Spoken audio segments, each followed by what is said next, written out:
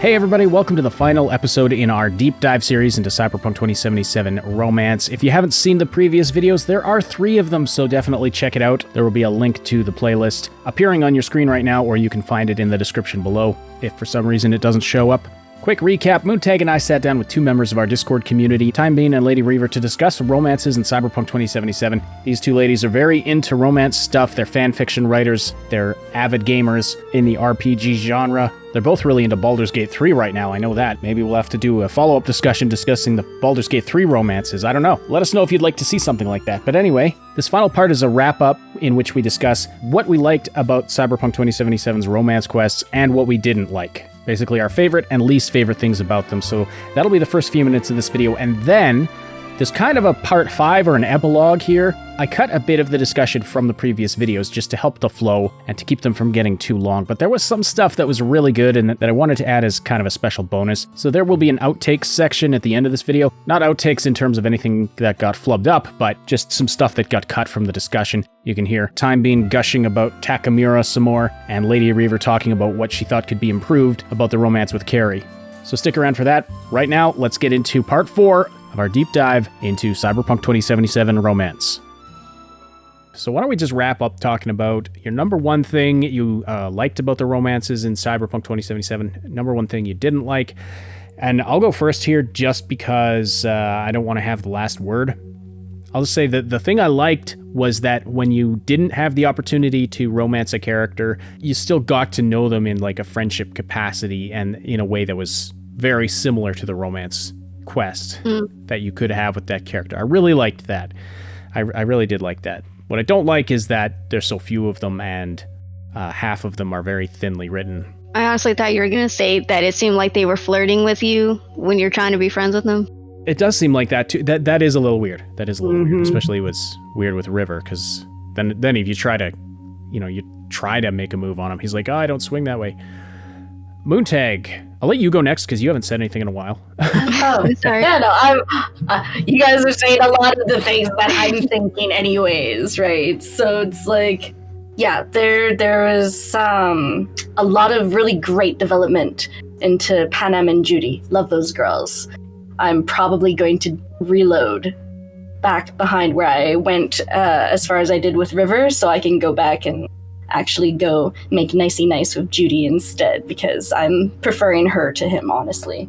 But like you said, I do enjoy that you can still have a friendship with them, although I definitely like looking at it with the perspective of the effect that you have on the characters, rather than like trying to change your fate kind of thing, because it does seem kind of on par with the whole Cyberpunk universe of like there's just some shit out of your control, but you know, when there's a will, there's a way, you'd hope. I haven't gotten to any of the endings yet, but I'm looking forward to seeing how it plays out.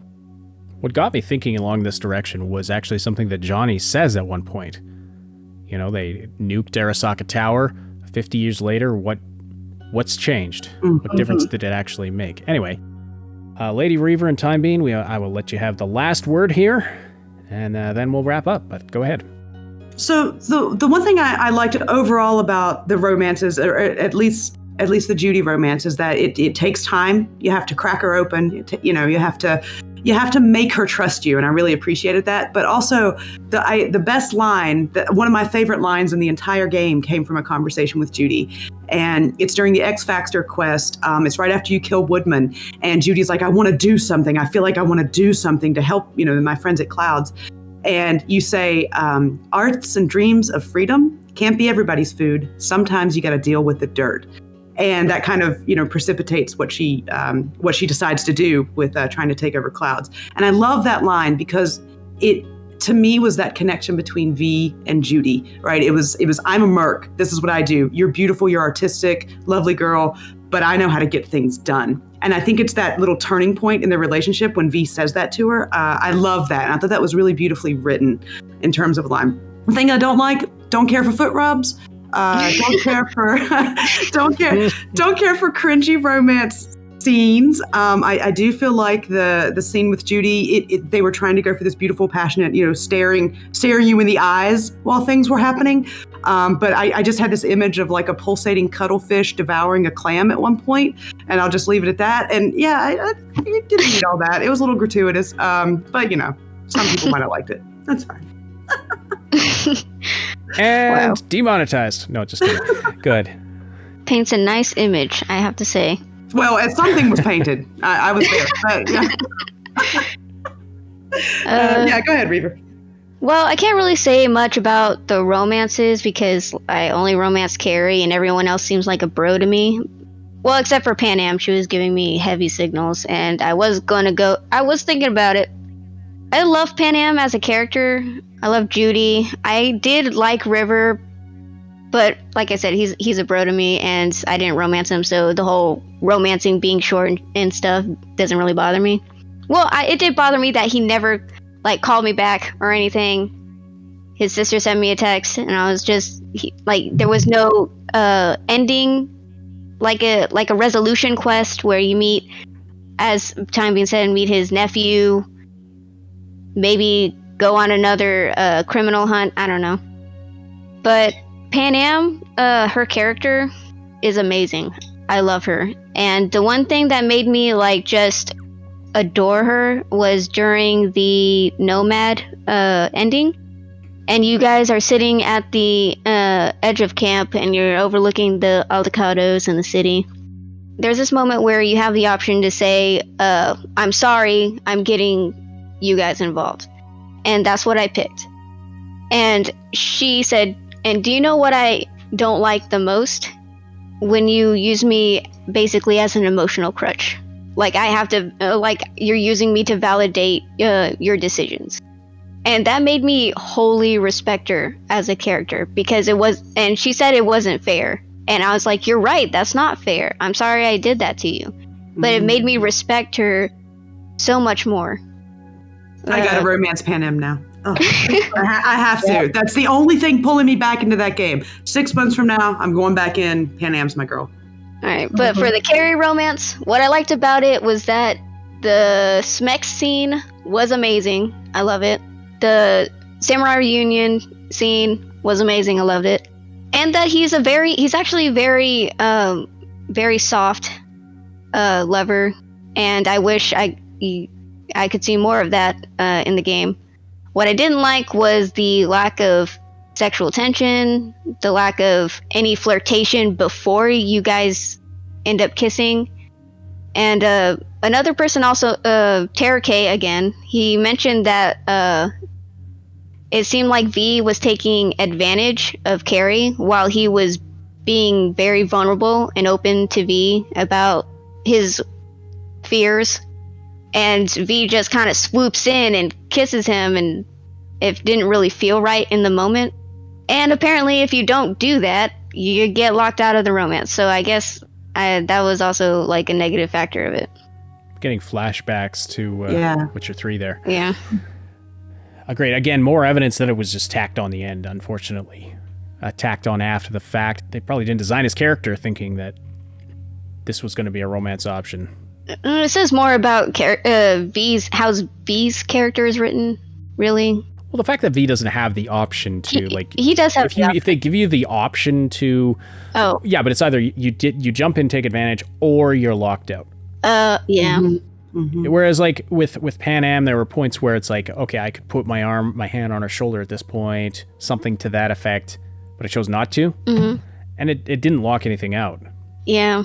It was kind of I'm not trying to swoop in because I felt like when you get trapped in that cabin in the sandstorm, I didn't want to be I'm gonna try to lay this girl, and because we're both trapped here together, like a bad porno or something. Thank you so much for joining us, time being Lady Reaver. Thank you for all of your thoughts, your great opinions about this, and for being such active and incredible members of our community. We really appreciate you around here. All right, that's the end of the discussion proper, and we're going to get into the outtakes section here in just a minute. First, I just wanted to mention one thing as kind of a follow-up to something I said in an earlier video in this series. At one point, I referenced Kingdom Come Deliverance as an example of romance quests in an RPG done wrong. Because at that point, in the romance quest with Teresa in that game, you would do the arbitrary tasks for and with her, and they were pretty decent. There was some cliche stuff, but they were decent enough. But then afterward, once you've done the deed, as is the case in so many games, there's just nothing left after that.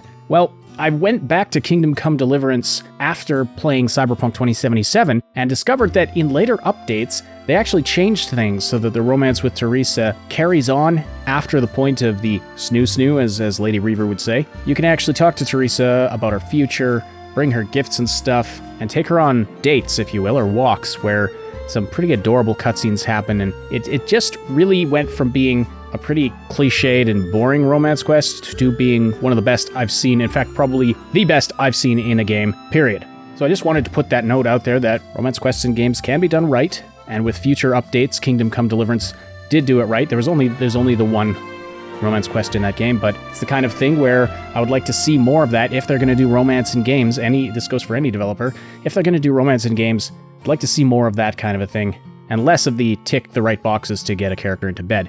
Anyway, that's enough from me. Thank you for listening to this series. Don't forget to like and subscribe for tons more content. And now we'll get into the outtakes as promised. You're going to hear some final thoughts from Lady Reaver and from Time Bean, and then it'll go into the post roll, so I'll just bid you farewell here. But hey, if you like this series, come on by the Discord server where you can chat with us and meet all kinds of incredible people. Find the link in the description below. This is Ash for the Triple S League. Until next time. I had snoo.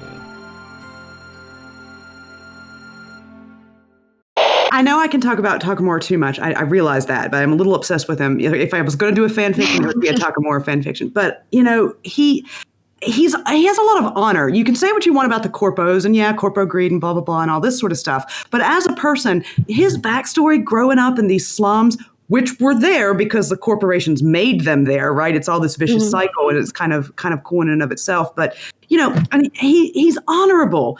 He wants to do the right thing. He believes in honor. I think that's a character you can respect. And as a romance option, I think you could totally build someone with that. And as somebody who could help you take him down in the end. Mm-hmm. I'm not going to lie. I was also gushing that Takamura should have been a romance. When he smiles at V during the, when you're at that little kiosk area and just eating some meatballs, and he smiles at you, I was like, why aren't you a romance? I know. I was like, are we on a date? I just love how playful he makes V. No other character in the game makes V that playful. I just love that. And I don't know if it says anything about my character, but I love conflict between the romances because I don't know. If you have conflict, it develops into more character development. Mm-hmm. And it's hard. Push each other's boundaries, push each other's limits, and see where the other person stands. Mm-hmm. So you understand them better, right? Yeah, and and Takamura is so loyal to Arasaka that it's almost blind to loyalty to a fault. It was Arasaka, as being said, that made those slums, helped orchestrate it. Yet he blindly follows Saburo. I don't know, because he sees him as a father figure. Yeah. Mm-hmm. Mm-hmm. But because he didn't have a father. None of those kids who grew up in that slum did. Yeah. That's why they created them. Siblings. Yeah, it's like creating the Fremen in Dune or something, right? You put a bunch of people in a really harsh environment, and then you give them something to want or give them something to work towards, and they're loyal. And it's a cruel way to do it. I think we could break him though with a little love and some meatballs. I think I could do it. I could break 45 years of brainwashing that this guy has been through. Sure, yeah. Break him down with cuddles. Exactly. Oh, I love it. I was thinking along the same lines, although it was raunchier in my brain. What I thought would be interesting was if they added another quest where Carrie's like, hey, I'm going to go get revenge on Kovacic. We sneak into a building wherever Kovacic is, maybe in a hotel or something. Sneak in, Carrie pulls out a gun and threatens to kill him. And you can tell he's not joking anymore, or you can say, Carrie, what are you doing? And then Carrie's like, oh, I'm not joking. I'm serious. I'm going to fucking kill this guy. Oh, sorry. He's going to freaking kill this guy. And you have like maybe a timer to stop him, like in Claire's mission. You have a timer to stop him from killing Kovacic. And that could have a cause and effect later down the line. Mm-hmm. Which would have been interesting if they actually implemented it, but you know, I'm just coming up with ideas now. But no, I felt the same way with the River Quest, though. Why didn't you get to meet the nephew that you saved, right? Or like go and visit him in the hospital with River? That would have been a really emotional moment, much more emotional than sitting on the front porch, him randomly telling you about his parents dying out of nowhere. You know, like actually going and seeing what you guys did together. It ties into what you did, and watch him try to awkwardly become a better uncle instead of just saying that he's going to become one. Why not have that as a little emotional quest? There's just so many little things that could have been done to elevate those romances. he could have and V could have said don't do it, you're not Johnny, and then that could have snapped Carrie out of it. And I was, ooh, that would have been a good moment. But yeah, to let him become independent of the Johnny shadow. Yeah, you know, he needs that obviously because the guy's got problems. Yeah. Yes, great hair though. Great hair. Nice eyeshadow too. He has his makeup's great. Anyways, but one of the things that also happened was that he said that he couldn't stop thinking about Johnny during the boat scene, which was supposed to be the whole romantic ambiance thing. And it's you're not supposed to tell the person you're trying to get with that you think about this one guy all the time. That is terribly unattractive. Yeah, terribly unattractive. Yeah. And then when you get the sun ending with where you're the king of the afterlife, Carrie also, he basically admits that he kind of had feelings for Johnny because he could never stop thinking about him. He resented him for the longest time. He felt a certain longing.